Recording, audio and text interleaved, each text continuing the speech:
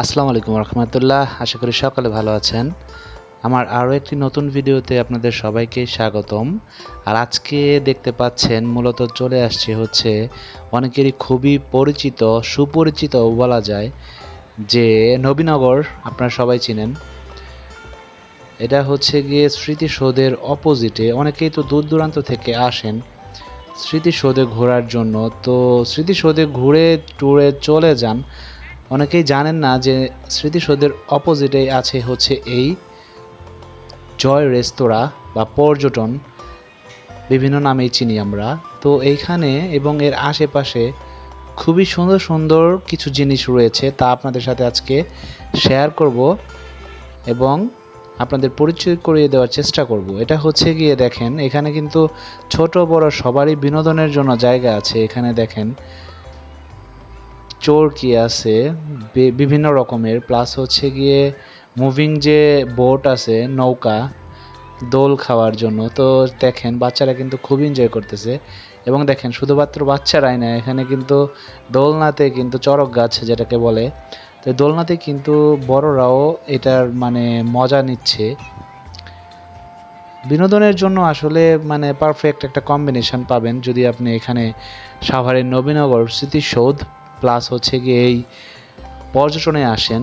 পর্যটনের সাথে রয়েছে হচ্ছে মৃৎশিল্প বা কুটির শিল্প যাই বলেন। আমরা কিন্তু আজকে আসছি মূলত এই কুটির শিল্পই ভিজিট করার জন্য এবং কিছু প্রয়োজনীয় জিনিস কেনাকাটার জন্য। আপনি কিন্তু এখানে আসলে বেশ কিছু প্রয়োজনীয় কেনাকাটার জিনিস পাবেন, ঘর প্লাস হচ্ছে গিয়ে নিজস্ব ইউজ করার জন্য যে জিনিসগুলা সেগুলাই পাবেন, এবং ঘর ডেকোরেশন থেকে শুরু করে সব কিছু পাবেন। আর ঢুকতেই আপনি প্রথমে দেখতে পাচ্ছেন যে মৃৎশিল্প, যেটা মাটির তৈরি বিভিন্ন রকমের জিনিস, ব্যাংক বলেন বলেন, এখানে তৈরি হয় এবং এখানে রং করে মানে বিক্রির জন্য একদম উপযোগী করে তোলা হয়। এখানে কিন্তু অনেকগুলা কারিগর এখানেই অবস্থান করে তাদের জীবিকা নির্বাহ করে এই মৃৎশিল্প বা কুটির শিল্পে দোকানপাট পরিচালনার মাধ্যমে। তো দেখতে পাচ্ছেন আমরা অলরেডি প্রবেশ করে ফেলছি এবং দেখেন প্রথমেই আসলাম মাটির যে তৈজসপত্র বিভিন্ন রকমের আছে সেগুলাই দেখতেছিলাম এবং মূলত আস্ক করতেছিলাম যে কোন কোন রকমের যে আমাদের রিকোয়ারমেন্ট অনুযায়ী যে জিনিসগুলো ওগুলো আছে কি না। তো খুঁজতেছিলাম, ওইভাবে পাচ্ছিলাম না যেগুলো কিন্তু আমরা এর আগে দেখছিলাম আর কি। তো যাই হোক, দেখতে দেখতে কিছু জিনিস পছন্দও করে ফেলছে অলরেডি। তো ওইটাই মূলত এখন প্যাকিং চলতেছিল। তো কী কী কিনলাম এটা পরবর্তীতে আপনাদের সাথে দেখাবো এবং ওইটা দেখার জন্য আপনাদের অবশ্যই পুরো ভিডিওটা দেখতে হবে। তো দেখতে থাকেন। আমরা মূলত এই যেরকম প্লেটগুলাই দেখতেছিলাম ডিজাইন করা, বাট আর একটু গর্জিয়াস ডিজাইন চাচ্ছিলাম, যা কিনা ওইভাবে পাচ্ছিলাম না।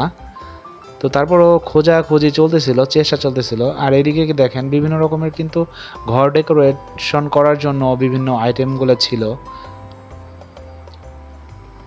দেখতে পাচ্ছেন অলরেডি।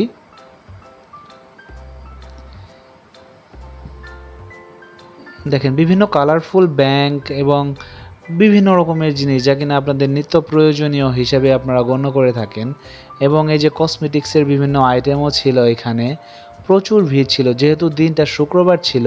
এখানে কিন্তু মূলত ক্রাউড হয় ম্যাক্সিমাম টাইমই শুক্রবারে, কারণ বিভিন্ন জায়গা থেকে, দেশের বিভিন্ন জায়গা থেকে এখানে আসেন মানুষ ঘুরতে, এবং যাদের জানাশোনা আছে তারা কিন্তু অবশ্যই এইখানে আসলে এই মানে আপনার পর্যটন প্লাস হচ্ছে কুটির শিল্প ঘুরে যায় এবং নিত্য প্রয়োজনীয় জিনিস স্বল্প মূল্যে পাওয়া যায় এখানে। আদার্স যে অন্যান্য মার্কেট বলেন বা বিভিন্ন জায়গা থেকে, এখানে কিন্তু মূলত চিপ রেটই ছিল, অতটা বেশি না। তবে আমি পর্যায়ক্রমে মূল্যগুলো বলবো এবং আপনারা যদি মনে হয় যে না দামগুলো একটু বেশি হয়েছে তাহলে অবশ্যই আমাকে কমেন্টের মাধ্যমে জানাবেন।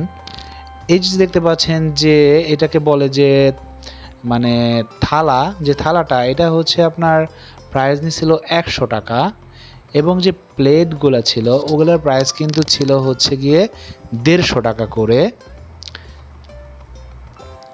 আর মগগুলা যে ছিল, মগ নিছিলাম, মগগুলা ছিল হচ্ছে আপনার দেখতে পাচ্ছেন যে ওগুলার দাম 100 টাকা, এবং নিছিলাম হচ্ছে পেয়ালা টাইপের মাটির, অবশ্যই সবগুলোই মাটির ছিল।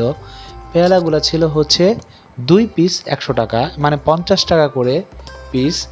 আর চায়ের কাপগুলোও ছিল সেম 60 টাকা, কাপ পিস যেটাকে বলে। তো এরকম বিভিন্ন রকমের জিনিসই মূলত পারচেস করা হয়েছিল এখান থেকে, এবং জিনিসগুলো কিন্তু দেখতে খুবই সুন্দর, মানে মনোমুগ্ধকর ছিল। আর মাটির প্লেটে কিন্তু ভাত খাওয়া বলেন, প্লাস অন্যান্য বিভিন্ন রকমের আইটেমই হোক, সেটা খিচুড়ি বা যাই হোক, ডেকোরেশন বলেন, প্লাস মাটির কিন্তু তুলনা অতুলনীয় এবং স্বাস্থ্যকর। আমি একটু নিজেকেও ভিডিও করে নিচ্ছিলাম এদিক দিয়ে। আয়নাগুলো ছিল কিন্তু সুন্দর। আপনারা চয়েস হলে এখানে আসতে পারেন এবং দেখতে পারেন।